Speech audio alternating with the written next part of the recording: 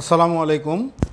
এটা হচ্ছে 8 চ্যানেলের একটি ডিভিআর। এই ডিভিআরের প্রত্যেকটি এই যে চিপগুলি দেখতে পাচ্ছেন এগুলির নাম হচ্ছে এডি চিপ। এডি চিপ, এই এডি চিপগুলি যখন ইলেকট্রিসিটি বজ্রপাত বা ইলেকট্রিসিটি লস এবং ইলেকট্রিসিটিটা যায় এবং জোরে এসে ধাক্কা দেয়, তখন সেই ক্ষেত্রে এই চিপগুলি নষ্ট হয়। আর এই চিপগুলি নষ্ট হলেই সাধারণত বিএনসি এই পোর্টগুলি নষ্ট হয়ে যায়। সবগুলি দেখবেন অনেক ডিভিআর কিছু পোর্ট কাজ করছে, কিছু পোর্ট কাজ করছে না।